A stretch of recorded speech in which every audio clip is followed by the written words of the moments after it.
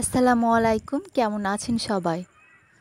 আজকে আমরা এসেছি খুব সুন্দর একটা বাগানে মেহেন্দি পাতা ভাঙার জন্য। তার সাথে রয়েছে বিভিন্ন ধরনের ফল এই বাগানে। এটা হচ্ছে বেল গাছ। এই গাছে অনেক বেল হয় আর সেই বেলগুলো কিন্তু অনেক সুস্বাদু আর অনেক বড়। ছোটবেলা থেকেই বেল ফলটা কিন্তু আমার ভালো লাগতো না আঠালো ভাবের জন্য। কিন্তু এই বেলগুলো এত সুন্দর হয়, আঠালো বীজগুলো একেবারেই থাকে না। খুব সরুভাবে বীজগুলো থাকে। আর এখন বেল গাছে ফুল এসেছে মাত্রই। এই যে বেদানা গাছ, এতে প্রত্যেকবারই ফল আসে। এবার আমরা চলে এলাম মেহেন্দি গাছের তলায়। আর এখানে খুব সুন্দরভাবে ঘাসও হয়েছে। গাছের আগায় ফুল ও ফল দুটোই এসছে। মেহেন্দি গাছে সাদা সাদা ফুল আর এই যে ছোট ছোট ফলগুলো দেখছেন। মেহেন্দি পাতা একটা একটা করে ভাঙা যায় না, এভাবে ডালটাকে ধরে টেনে নিতে হয়। আজকের দিন হচ্ছে ঈদের আগের দিন, আর সেই জন্যই আমরা মেহেন্দি পাতা ভাঙতে এসেছি। আর এই পুরো বাগানটা হচ্ছে আমাদের এক দাদার। তিনি খুব যত্ন সহকারে এবং আদরের সাথে এই বাগানটা তৈরি করেছেন। আমার মনে হয় প্রত্যেকের বাড়িতে এরকম একটা বাগান থাকা উচিত। এই বাগানে আসলে মানসিক একটা প্রশান্তি পাওয়া যায়। অনেক সময় শহরের লোকেরা শহরের পরিবেশে থেকে কিন্তু একেবারে বিরক্ত হয়ে যায়। আর এই পরিবেশটা এত ভালো, একেবারে গ্রাম্য আর শান্ত। কোনো যানবাহন নেই, কোনো চিৎকার নেই। মেহেন্দি পাতা আমরা একেবারে ছোটোবেলাতেই দিয়েছিলাম। সেই বড় হওয়ার পর কিন্তু আর এই মেহেন্দি পাতা কোথাও দেখা যায়নি, কিন্তু এখন এই শ্বশুরবাড়ি এলাকায় আমি দেখছি।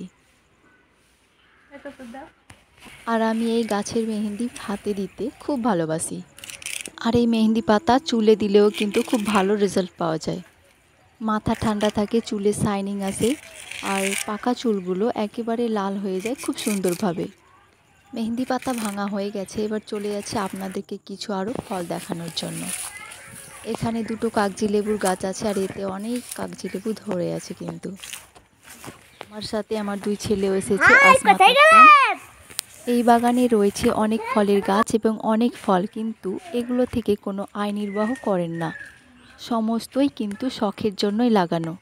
আর এই সমস্ত ফল যে কেউ খেতে পারে, পাড়া প্রতিবেশী বাচ্চারা, কোনো বাধা নিষেধ নাই। প্রতিবেশী বাচ্চারা খুব আনন্দের সাথে এখান থেকে ফল কুড়িয়ে নিয়ে যায়। এটা হচ্ছে 12 মাসি আম গাছ, এটা হচ্ছে মালটা। এবার আপনাদের দেখাবো খুব সুন্দর একটা ফল, যেটা লুপ্ত ফলের তালিকায় পড়ে, আর সেটা হচ্ছে ফলসা। আর এই যে কালো ফলটা খাওয়ার জন্য একেবারে উপযুক্ত। পেকে যাওয়ার পর টক মিষ্টি একটা টেস্ট আসে। সারাক্ষণ এই পাকা ফলগুলো পড়তেই থাকে। আর এই ফলগুলো সংরক্ষণের জন্য নিচে রয়েছে একটা জাল। আর এই ফল যে কেউ নিতে পারে। এই ফল আপনারা মার্কেটে একেবারেই কিনে পাবেন না, কারণ এই ফল দেখাই যায় না। আর এই বাগানটা যত সুন্দর, তার থেকেও সুন্দর এই বাড়ির মানুষজনের কোমল হৃদয়টা।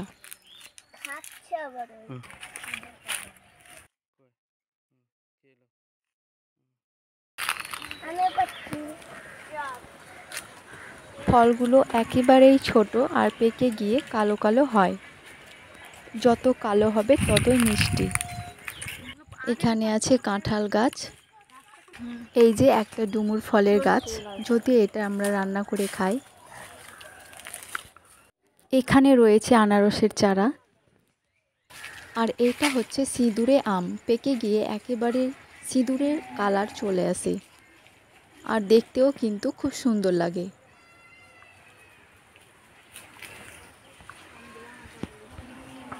আর এই আমগুলো প্রত্যেকটাই কিন্তু থোকা থোকাই বেশি দেখা যায়। আর এইটা হচ্ছে ফজলি আম। ফজলি আম কত মিষ্টি হয় আপনারা তো জানেন। আর এইটা হচ্ছে আশিনা আম। এই আমেই কিন্তু বিদায় নিয়ে যায় আমের সিজন। এখানে কিছুটা পটলের লতাও আছে, আর পটলও ধরে আছে। এবার চলে এলাম কদবেল তলায়। কদবেল ধরে আছে দেখুন। কদবেল তলায় বসলেই পুকুরের ধারে এই আবহাওয়াটা এত মনোরম যে কোনো ফ্যান বা এসির প্রয়োজন অনুভব করবেন না। এবার আমরা এগিয়ে যাচ্ছি জাম গাছের দিকে। আমরা সবাই মিলে এবার কিছুটা পাকা পাকা জামগুলো ভেঙে নেব। প্রত্যেকটা ফলই আমাদের খাওয়া উচিত। প্রত্যেক ফলে রয়েছে বিভিন্ন ধরনের উপকারিতা। দেখুন বন্ধুরা, ভীষণভাবে জাম ধরে আছে প্রতিটি থোকায় থোকায়। জামগুলো পাকতে শুরু করেছে আর পেকে গেলে জাম পড়তে থাকে আর পড়ে যাওয়া জামগুলো কিন্তু আরও মিষ্টি হয়। জাম গাছটাকে ঝাঁকিয়ে আমরা পাকা জামগুলোকে ঝরিয়ে নিয়েছি। এখানে পদ্ম ফুলের চারাও লাগানো হয়েছে। দেখুন বন্ধুরা, এটা মিষ্টি তেঁতুলের গাছ। আড়ত থেকে নিয়ে আসা তেঁতুলের বীজ রোপণ করে এই গাছ লাগানো হয়েছিল। আর এই তেঁতুল পেকে যাওয়ার পর এত মিষ্টি হয় যে পাখিরাতেই খেয়ে নেয়, মানুষে খাওয়ার কোনো সুযোগই পায় না। প্রচুর পরিমাণে ফুল এসছে। এটা হচ্ছে আর একটা কদবেলের গাছ। এই কদবেলগুলো একটু বড় হয়েছে আর পুরো নিচে থেকে মনে হচ্ছে যেন একটা ছাতার মতো। কদবেল তলায় দাঁড়ালে পাতা থেকেও একটা সুগন্ধ বেরোয়। ভিডিওটি কেমন লেগেছে অবশ্যই কমেন্ট করে জানাবেন। পুরো বাগানটা আমাদের ঘোরা হয়ে গেছে, এবার চলে যাব বাড়ির দিকে। ফিরে আসবো নতুন কোনো ভিডিও নিয়ে। সবাই ভালো থাকবেন, সুস্থ থাকবেন। ভিডিওটি দেখার জন্য সবাইকে জানাই অসংখ্য ধন্যবাদ।